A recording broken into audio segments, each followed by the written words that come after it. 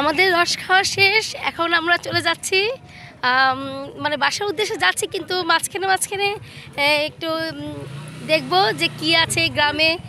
তো যাই হোক, চলুন আমাদের সাথে বন্ধুরা, আপনারা একটু দেখবেন যে এই গ্রামের দৃশ্যগুলো।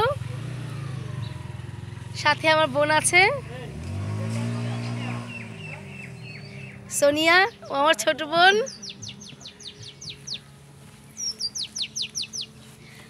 নিশ্চয়ই পাখির আওয়াজ শুনতে পাচ্ছেন, কি সুন্দর আওয়াজ পাখির। সর্ষে ক্ষেত,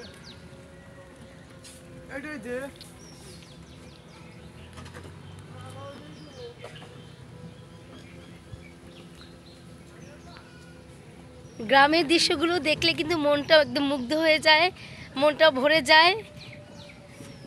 আর এত ঠান্ডা, আসলে কি বলবো, যখন আমরা এসেছি ফজরের নামাজ পড়ে আমরা বের হয়েছি, তো খুবই ঠান্ডা একদম। মানে আমাদের ঢাকায় তখন তেমন একটা ঠান্ডা ছিল না। তখন যখন আমরা গ্রামে ভিতরে ঢুকেছি, এত কুয়াশা, কুয়াশার কারণে কিন্তু একদমই কিছুই দেখা যাচ্ছিল না। এখনো কুয়াশা পড়ছে, নিশ্চয়ই দেখতে পাচ্ছেন।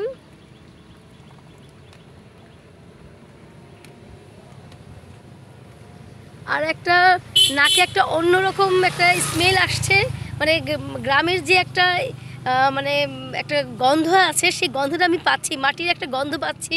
গ্রামের তো আলাদা একটা গন্ধ আছে, সেই গন্ধটা আমি অনুভব করতে পারছি। তো খুবই ভালো লাগছে আমার এখানে এসে।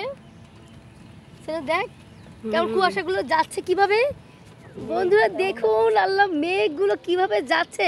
আমি এটা একমাত্র বান্দরবনে দেখেছিলাম এই জিনিসটা, এই দৃশ্যটা বান্দরবনে। তো এখন দেখি আমরা মানে ঢাকাতেই পেয়ে যাচ্ছি মানে এরকম দৃশ্য। ওয়াও, কি দারুণ লাগছে, মেঘগুলো যে চলে যাচ্ছে কিভাবে। বান্দরবনে যখন আমি নীলগিরিতে গিয়েছিলাম, তখন আমি এরকম দৃশ্য দেখেছি, মেঘগুলো মানে যাচ্ছে, মেঘগুলোকে আমি ধরতে পাচ্ছি। তো এখন দেখা যাচ্ছে যে এখানে এই রূপনগরী মানে পেয়ে গেলাম এই দৃশ্য দেখার সৌভাগ্য আর কি। আচ্ছা যাই হোক, সোনিয়া বলো এবার, তো কেমন লাগলো তোমার? খুব ভালো লাগলো রস খেতে এসে। ভালো লেগেছে?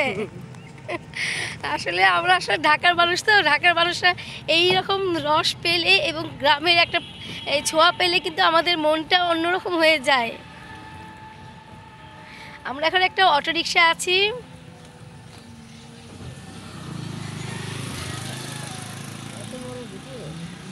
হ্যাঁ